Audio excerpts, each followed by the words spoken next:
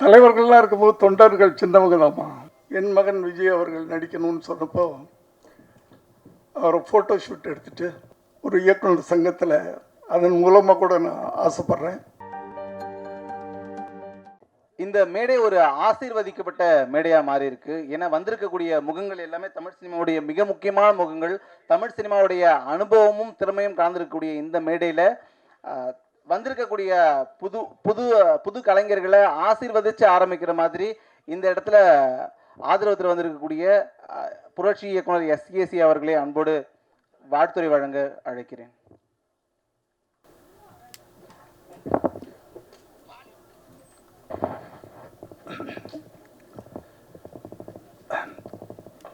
மேடையில் இருக்கின்ற நண்பர்களே, என் தம்பிகளே, உறவினர்களே, குறிப்பாக தலைவர்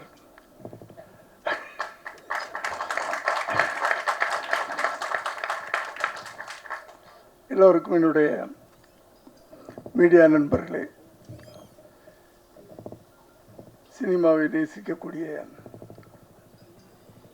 அனைவருக்கும் என்னுடைய மாலை வணக்கம். ரொம்ப நன்றி என்னை உடனே கூப்பிட்டதுக்காக பச்சன் சார்கள். நான் 2 வருஷமாச்சு ஈவினிங்கில் எந்த ஃபங்க்ஷன்லையும் கலந்துக்கிறதில்ல.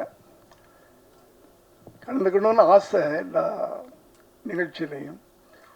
பட் ஒரு வயசுக்கு மரியாதை கொடுக்கணும்ல, அதை நான் கொடுத்துக்கிட்டு அடக்க ஒடுக்கமாக ஒரு 6 மணி ஆச்சுன்னா வீட்டுக்குள்ளே போய் அடைஞ்சிடறோம்.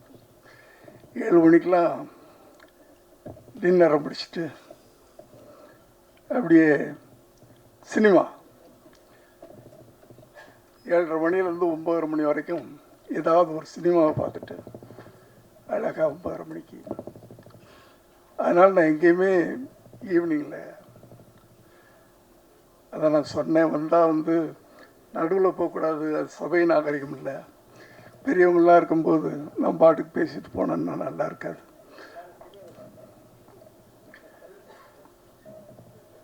நான் உயரத்தில் சொல்ல, பல விஷயங்கள் அதில் அடங்கியிருக்கு. என்னை விட பெரியவங்களாம் இங்கே இருக்கிறாங்க. தலைவர்கள்லாம் இருக்கும்போது தொண்டர்கள் சின்னவங்க தாம்மா.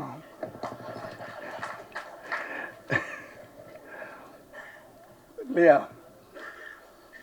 அதனால் தங்கர் பச்சன் அவர்களுக்கு என்னுடைய நன்றியை தெரிவிச்சுக்கிறேன். ஒரு நல்ல ஒரு எப்படின்னு சொல்கிறது தெரியல, அந்த நினைப்பு இருக்கிறது இல்லை. தங்கர் பச்சன் அவர்கள் எல்லாருக்கும் தெரியும், ஒரு பெரிய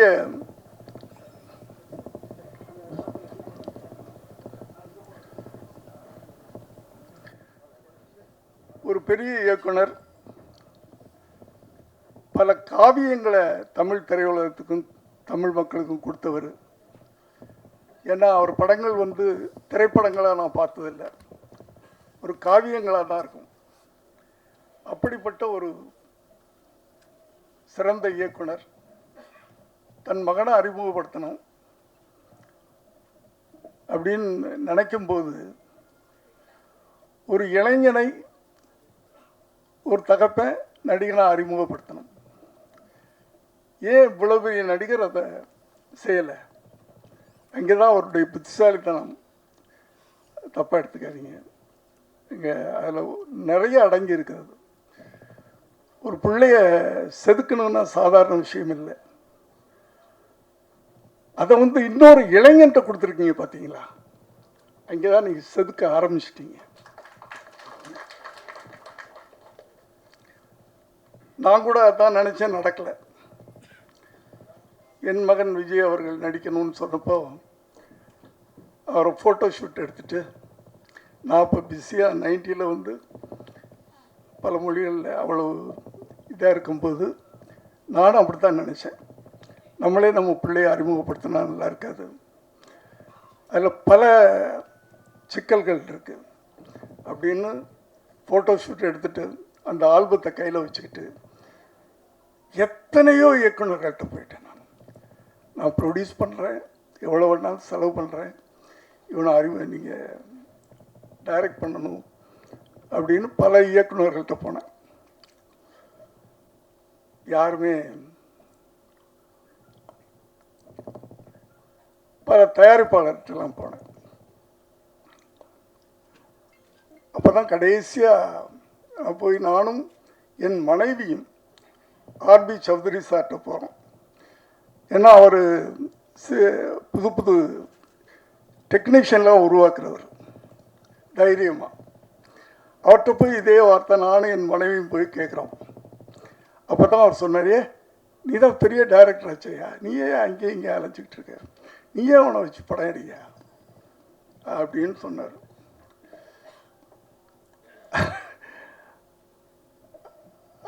அதனால தான் நான் கட்டாயமாக அவரை நானே வச்சு படம் எடுக்கக்கூடிய ஒரு சூழ்நிலை உருவாச்சு. ஆனால் தங்கர் பச்சான் அவர்கள் ரொம்ப அழகான வேலையை பண்ணியிருக்கிறாரு. ஒரு இளைஞனை அறிமுகப்படுத்தணும், அந்த இளைஞர்கள் மத்தியில் போய் ஒரு நடிகனாக பச்சக்குன்னு நெஞ்சில் நிற்கணும். அப்படின்னா இன்னொரு இளைஞன் அந்த இளைஞனை உருவாக்கணும் அப்படின்னு நினச்சி அந்த பொறுப்பை கொடுத்துருக்கிறாரு. அவர் பாலு மகேந்திரா அவருடைய பட்டை தீட்டப்பட்டவர் அப்படின்னு சொல்கிறாங்க. எனக்கு அவர் பழக்கம் இல்லை. இருந்தாலும் அவர் இந்த படத்தின் மூலம் முதல்ல ஒரு இயக்குனராக, ஒரு இயக்குனர் சங்கத்தில் அதன் மூலமாக கூட நான் ஆசைப்படுறேன். அந்த இயக்குனர் வெற்றி பெற வேண்டும். முதல்ல ஒரு இயக்குனர் அவர் வெற்றி பெற வேண்டும்னு ஆசைப்படுறேன். வெற்றி அடைஞ்சிட்டாருன்னு படம் பார்த்தவங்க சொன்னாங்க என்கிட்ட. ரொம்ப ரொம்ப அழகாக அந்த படத்தை பண்ணியிருக்காருன்னு சொன்னாங்க. கேள்விப்படும்போதே சந்தோஷமாக இருந்துச்சு. அடுத்து ஹீரோ, அதாவது ஒரு தகப்பனுடைய கனவு, தன் பிள்ளை அப்படி வரணும் இப்படி வரணும். ஆனால் இவர் தன் பிள்ளையுடைய கனவை நிறைவேற்றுறதுக்காக இந்த ஒரு ப்ராஜெக்டை அவர் ஆரம்பித்து பண்ணியிருக்கிறாரு. அவருக்கு என்னுடைய வாழ்த்துக்களை தெரிவிச்சுக்கிறேன். அந்த தம்பி இந்த திரையுலகத்தில் ஒரு பெரிய கலைஞராக வரணும், உருவாகணும் அப்படின்னு நான் வாழ்த்துறேன். மற்றபடி இதில் சப்போர்ட்டிங் கேரக்டர்ஸ் அப்படின்னு சொன்னால் நிறைய பேர் இருக்காங்க. ரொம்ப அழகாக எல்லாரையுமே புதுமுகம் போடாமல் சப்போர்ட்டிங் தான் ரொம்ப முக்கியம். ஒருத்தனை தூக்கி நிறுத்தணும்னா பக்கத்தில் இருக்கவங்களாம் சேர்ந்தானே தூக்கி நிறுத்தணும். அப்படி ஒரு கனமான கதாபாத்திரங்களை மையப்படுத்தி அப்படி அதை ஏற்று நடிக்கக்கூடிய சிறந்த நடிகர்களெல்லாம் கூட நடிக்க வச்சிருக்கிறாரு. எல்லோருக்கும் என்னுடைய வாழ்த்துக்கள். பேரன்பும் பெருங்கோபமும், அதுலேயே கதை, அன்பு காட்டுறவனுக்கு நான் அடிமையாக இருப்பேன், அடக்க நினச்சா என் கோபத்தை யாராலும் அடக்க முடியாது. அதுதானே கரெக்ட் தானே? கதையே சொல்லிட்டார் அந்த டைட்டிலில். என்னுடைய ஃபார்முலா தான் அது. என்னுடைய ஃபார்முலா, என்னுடைய குணாதிசயம். நாங்கள்லாம் ஒரே குணாதிசயங்கள் கொண்டவங்க தான். அன்புக்கு அடிமையாக இருப்போம், அடக்கணும்னு நினச்சா அவ்வளோதான். எங்கள் கோபத்தை எங்களாலே அடக்க முடியாது இல்லையா?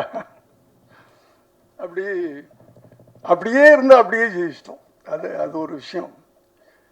ஸோ இந்த படக்குழுவினரையும் சம்பந்தப்பட்ட அத்தனை பேரையும் நான் மனதார வாழ்த்துறேன். இந்த படம் ஒரு பெரிய வெற்றி அடையணும். ஏன்னா சின்ன படங்கள் தான், சிறு முதலீட்டு படங்கள் தான் ஓடணும். அதுக்கு என்ன பண்ணுறதுன்னு தான் தெரியாமல் தவிச்சுக்கிட்டு இருக்கோம். திரையுலகமே திகைச்சு போய் நின்றுக்கிட்டு இருக்கு.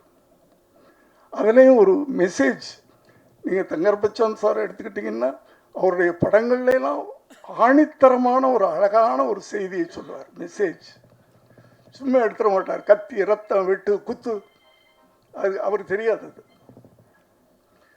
காவியங்கள், அவர் இந்த படத்தை வழங்குறார் அப்படின்னு சொன்னால் அதுவும் ஒரு காவியமாகத்தான் இருக்கும் அப்படின்னு நான் நம்புகிறேன். நான்